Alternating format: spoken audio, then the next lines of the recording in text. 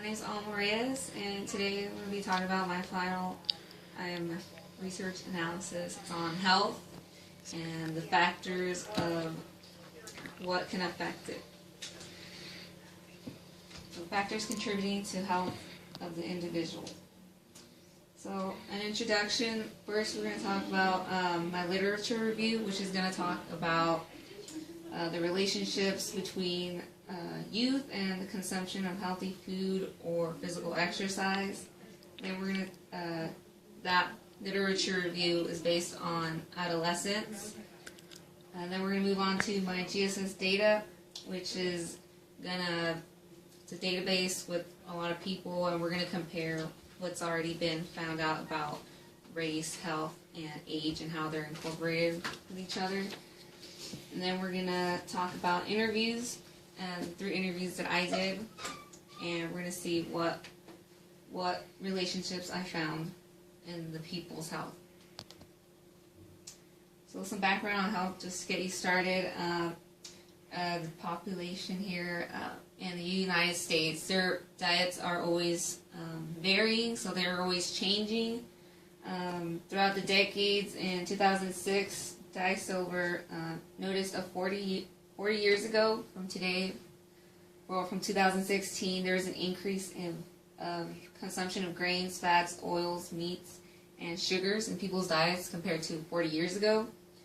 And so when we think about the U.S., we think about, health-wise, we think about obesity and adolescents and adults, in both adolescents and adults. So on my literature articles that I found on health, there was a study on Urban Children's Hospital. So the study was on 14 and 17 years old.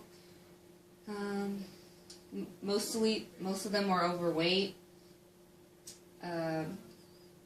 Their fruits and vegetables were eaten sparingly.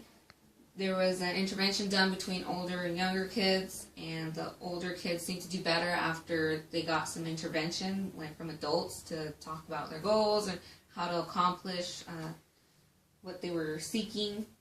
And so these Urban Children's Hospital, well, their children are from urban areas, so we could think about who's living in the urban areas. Well, there'd be minorities, so that could possibly be a factor in what he studied. Another one was a study on low-income urban African-American youth. Here we notice that the African Americans scored lower in recommended consumptions of fruits and vegetables. We think about young children, they're relying on adults for their health. And so the thing that the thing found was that they consumed more fruits and vegetables when the lunches were free or reduced. And then there was a study also on college students and their knowledge of nutrition. So here we found that habits formed and were maintained throughout the college years. The study measured the unhealthy fats and cholesterols consumed by the college students. We found that knowledge could influence the college students' consumption of fruits and vegetables, and the study found that females actually were more so than males to see an improvement in their health. So food decision making among college students was another study. On this study, we found that health played not as high of much priority as their studies, and it caused the school really it got in the way of the students' health. And lastly, another one was the first-year university students on campus. There was 2 groups studied here. One was in a physical education program, the other one wasn't. And it was their first year, so in the end results, we saw that people who were in the program kept up with their physical exercises, but the ones that weren't, you could see a demise in their physical education exercise. And something that really helped those students in the program was that they were interacting with others, and with other people they were able to keep up and go through challenges, not being able to physically be active. Instead they would be more so.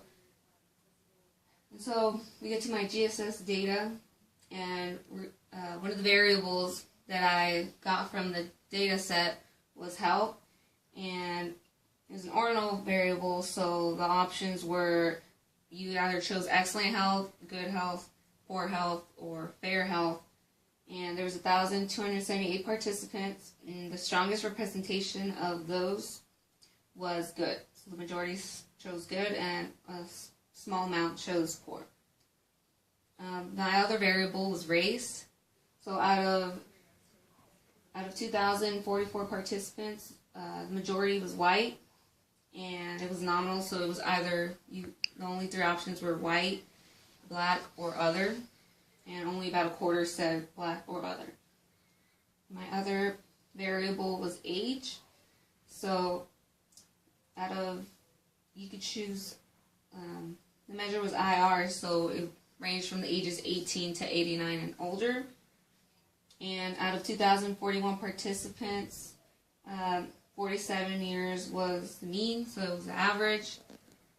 And after finding the standard deviation of 17.878, I calculated that 2/3 of the whole population here of age were going to fall between ages 30 and 65. So after using all three variables, my first hypothesis was going to be people who are white will report a higher condition of health than those who are of any other race, so black or other. And in order to test this, I did a crosstab test, and I found that the epsilon was 4. So white people were 4% more to rate their health as excellent than blacks, and then 5.6% of white people were to report better health than those who said other. And it doesn't really show a large significant difference. This is just 4 or 5.6%. So the gamma was 0.121, 12% estimate. So that means that if we knew the person's race, we would only have a 12% chance of guessing their health. And so it leaves with the P's less than 0.5, which means that the relationship between race and health conditions are not statistically significant and generalizable to the larger population. And my second hypothesis was people will report a higher condition of health at a younger age than in their older present years of age. In order to test this from the data set, I did a t-test with health and age. So after comparing those two, I found out that the average rated excellent. So those who were rated excellent health were around age 44, that was the average. And those who rated their health as good were age 47. So the difference between those was 2.76, and the difference in means is not significant and generalizable to the larger population because P was less than 0.01. So the difference between those 44 participants that said excellent was not big enough to those 47-year-old who rated good. And so in my interviews, the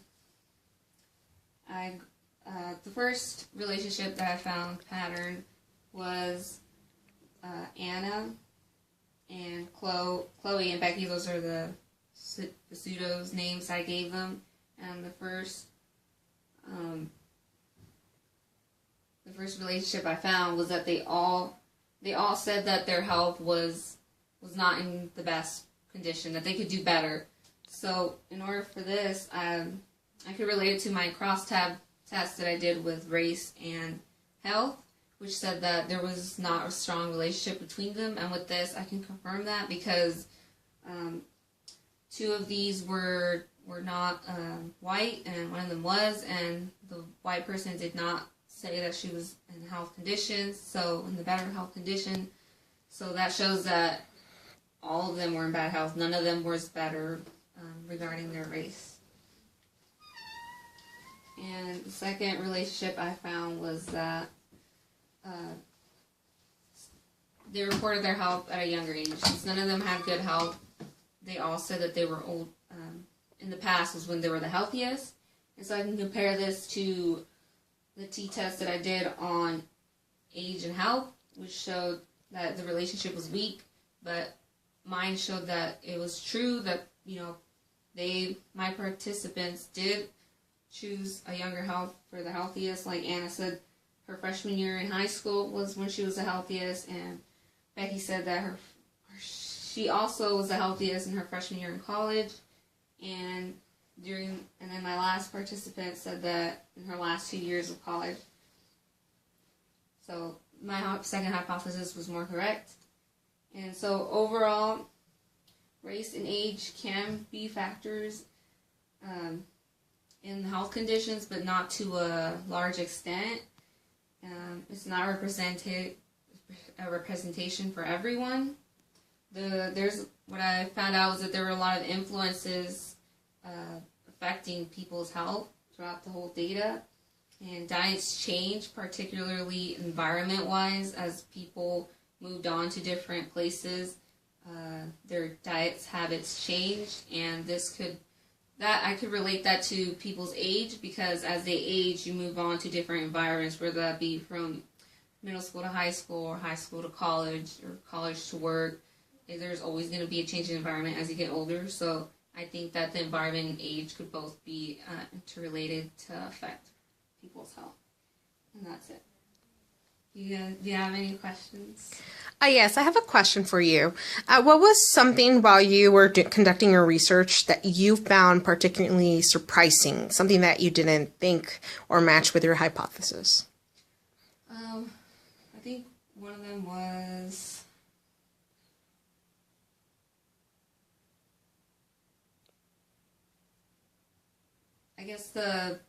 one of them that I found surprising was that even though people had the resources around them, like they still wouldn't go to them, and that something that came off of them was always I think I put it there, that it's a personal change, that people it wasn't so much the things around them, it could influence them, but in order for the person to change, it had to come from within them. Like, nothing was gonna make them strive for a healthier choice besides them themselves. It had to start with them, and that was a factor I didn't see.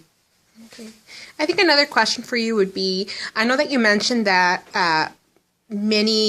certain students were able to consume more veggies and fruits if they were in schools where food was, free.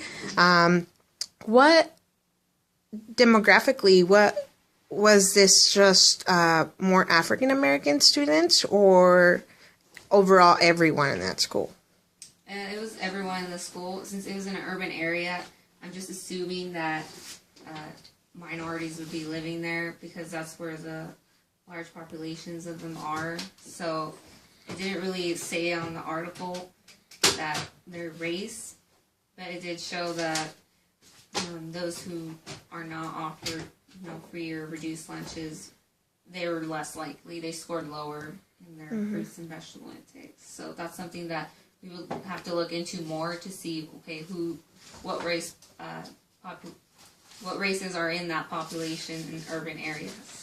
Okay. And I think the last question I'd had for you would be, how do you think about, now that you've done your research, do you feel that it's not just the food that's being available nowadays and the food that corporations are selling to us? Do you think that's a main factor, or do you feel like the environment of where people is more of an effect on people's diet than is the food that's being sold to us? Yeah, I think it could be both, because since different environments are changing, sometimes that becomes a factor.